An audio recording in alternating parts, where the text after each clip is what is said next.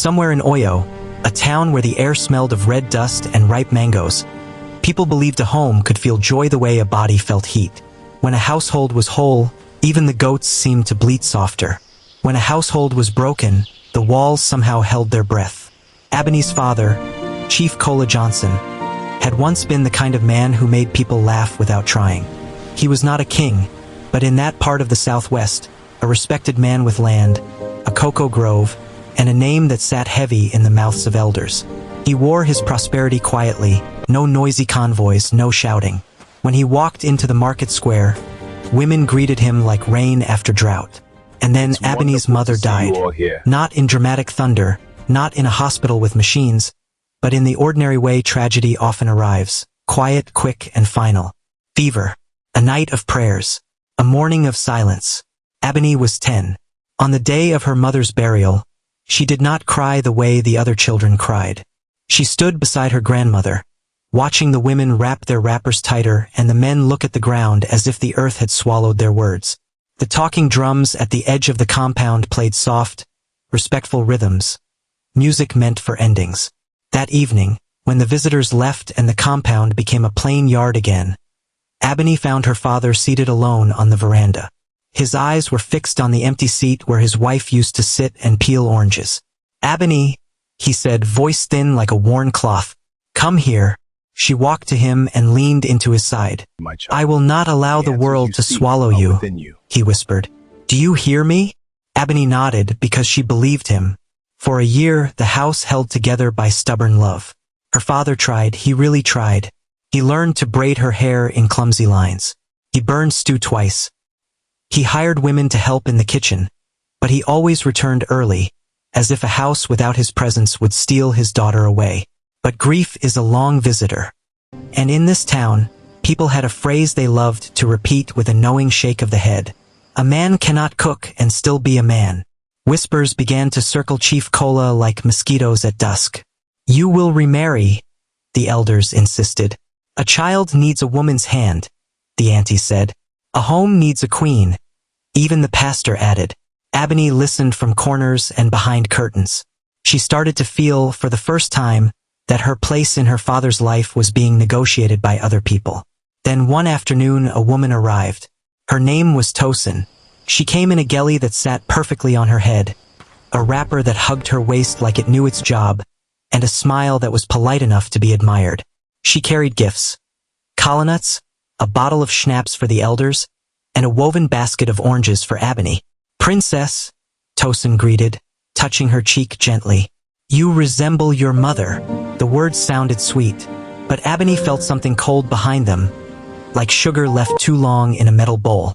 Tosin was beautiful in a way that demanded attention. Her face was soft but sharp at the edges, like a knife wrapped in velvet. She had a laugh that sounded generous, but her eyes measured everything. Rooms, people, silences. The first day she played the role well. She spoke softly to Abeni. She praised the compound. She greeted Grandma with respect. She told Chief Kola that he was a good man who deserved comfort. And Chief Kola, tired of loneliness and pressure, started to believe that comfort had arrived. 3 months later, the marriage was done quietly in church and loudly in the market. Women danced. Drummers beat praise. People ate jollof and chewed meat until their teeth begged for mercy. Everyone congratulated Chief Kola as if he had won a prize. Only Abeni stood still, holding the hem of her dress, staring at her father's new wife. Tosin smiled at her across the crowd, and in that smile Abeni saw it just for one moment, a flash of something else. Not love. That night, after the wedding visitors left, Tosin walked into the room Abeni shared with her late mother's memory and closed the door behind her. She sat on Abeni's bed without asking.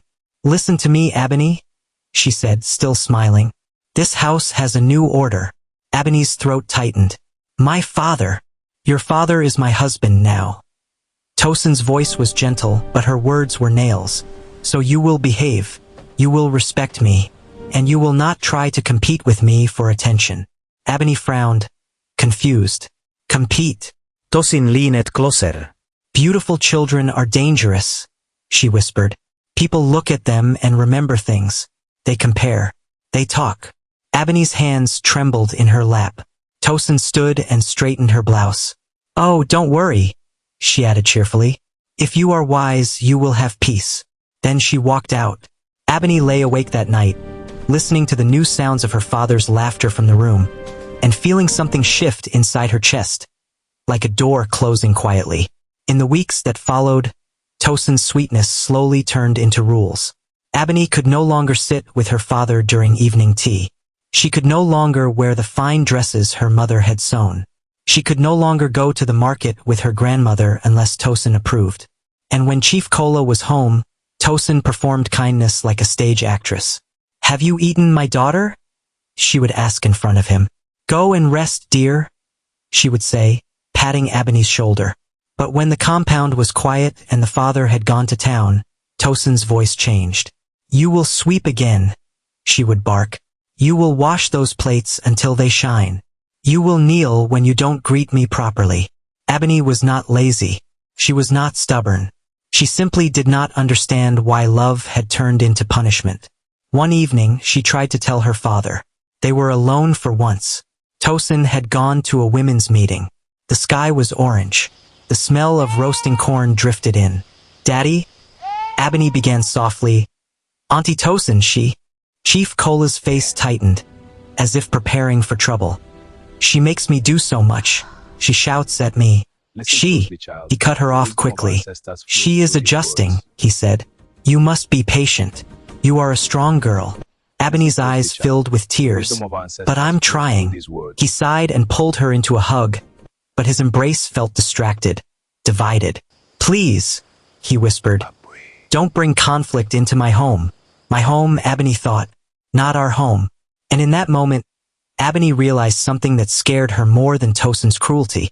Her father wanted peace more than truth. That night, while Abeni washed plates in the kitchen until her fingers wrinkled, Tosin stood at the doorway, watching.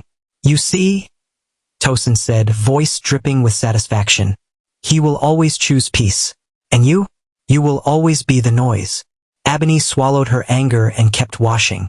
Outside, the wind moved through the trees, and somewhere beyond the compound, the talking drums played a distant rhythm. In the community, people believed drums could speak warnings. Abeni didn't know it yet, but the warning had already begun. Because jealousy is not a feeling that stays small. Jealousy grows. And Tosin's jealousy was not just about attention anymore. It was about fear. Fear that Abeni's beauty would outshine her. Fear that Abeni's mother's memory would never die. Fear that one day, Abeni would become a woman who could not be controlled. So Tosin made a decision, quietly, carefully, like someone choosing poison from a shelf. She would break the girl, not with one loud act, but with many small ones, until no one recognized what was missing. And destiny, silent, patient destiny, watched from the shadows of the compound, waiting for its time. People believed jealousy did not announce itself with anger. It arrived disguised as concern. Tosin perfected that disguise. By the time the new season began, she had mastered the art of appearing like a devoted wife and caring stepmother. In public, she praised Abeni endlessly. "That girl is too quiet," she would say with a smile. "I worry for her. Children should be playful." The women nodded sympathetically. Concern sounded like love when spoken softly enough. But inside the compound, Tosin's envy fermented. Abeni was growing. At 12, her beauty was no longer the soft kind of childhood. It was unfolding, long lashes, smooth skin like polished cocoa pods, a grace inherited from a mother everyone still remembered fondly. When visitors came, their eyes drifted to Abeni without permission. "You look just like your mother," they said. Each time, Tosin felt something twist inside her chest. She began to notice how Chief Kola's eyes lingered on his daughter longer than necessary. Not with desire, but with pride. A pride Tosin wanted exclusively for herself. And pride, she believed, was a limited resource. A dangerous comparison. One afternoon, during a women's gathering, an elderly woman laughed while fanning herself. "Tosin," she said, "if that girl grows any taller, men will forget you exist." The women laughed lightly, unaware of the silence that followed. Tosin smiled. She even laughed along. But that night, As she stared at herself in the mirror, she pressed her fingers into her cheeks as if checking for cracks. "I will not be replaced," she whispered. From that day, her cruelty sharpened. Abeni's chores doubled. Her mistakes were punished harshly. Her smallest joys were treated like crimes. If Abeni hummed while sweeping, Tosin snapped. If she laughed with the neighbor's children, Tosin accused her of disrespect. If she dressed neatly, Tosin called her proud. "You want men to notice you, eh?" Tosin hissed once, yanking at Abeni's wrapper. "You want to compete with me?" Abeni stared at the ground, confused and frightened. "I just want to live," she thought. One morning, Tosin entered Abeni's room unannounced. She moved straight to a small wooden box hidden beneath the bed, Abeni's last inheritance from her mother. Inside was a coral bead necklace, old but radiant, given to her mother by her own mother during her wedding. Tosin lifted it slowly. Her lips tightened. When Chief Kola returned home that evening, Tosin was already waiting, eyes red, voice trembling. "My husband," she said softly. "I did not want to trouble you, but something is wrong." She held up the necklace. "This was missing from my box." Abeni froze. "I didn't," she began. "Why would I accuse you falsely, Abeni? Why would I shame you if I did not love you?" Chief Kola's face hardened with disappointment. "Abeni," he said quietly, "return it." Her world tilted. "It was my mother's," she whispered. "She took it." Tosin's voice turned sharp. "Now you are calling me a liar?" Silence fell heavy. Chief Kola rubbed his temples, caught between exhaustion and embarrassment. "Abeni," he said finally, "go to your room." That night, the necklace was locked away in Tosin's box. And something else was taken too. Trust. The rumor. Not long after, another whisper spread, this one carefully planted. Tosin was pregnant. The compound erupted in celebration. Women brought soups and herbs. The elders prayed loudly. Chief Kola laughed with relief, his lineage secured. Only Abeni felt her place shrink. With the rumor came new rules.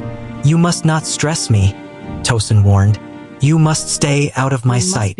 You must not touch my things." Abeni was sent to sleep in the back room near the kitchen. Her grandmother's protests were dismissed. "She needs discipline," Tosin said. "I am preparing her for womanhood." But Grandma was not fooled. One evening, she pulled Abeni aside and pressed a rough hand into hers. "Listen to me," the old woman whispered. "Some women hate what they cannot destroy." Abeni nodded, tears sliding down her cheeks. "Endure," her grandmother said, "but do not forget who you are." The first crack of hope. Hope arrived from an unexpected place. One afternoon, while sent to fetch water from the stream, Abeni met Babatund, an old retired schoolteacher who lived on the edge of the village. He watched her struggle with the heavy pot and shook his head. "Child," he said gently, "your eyes are too sad for your age." She wanted to deny it. Instead, the truth spilled. He listened without interruption. When she finished, Babatund sighed. "Do you know," he said slowly, "that intelligence is often punished before it is rewarded?" Abeni looked up. "You are not weak," he continued. "You are merely in the wrong season." He handed her an old exercise book and a pencil. "Come here when you can," he said. "If they won't teach you in that house, the world still can." That night, as Abeni hid the book beneath her mat, she felt something unfamiliar stir inside her chest. Not anger, not fear, possibility. And somewhere else in the compound, Tosin lay awake, one hand on her stomach that was not growing, listening to the night. She did not know that destiny had begun to shift, but she felt it, and it terrified her. Part 2 coming soon. Turn on your notifications so you don't miss out. Please leave a like and subscribe for more stories.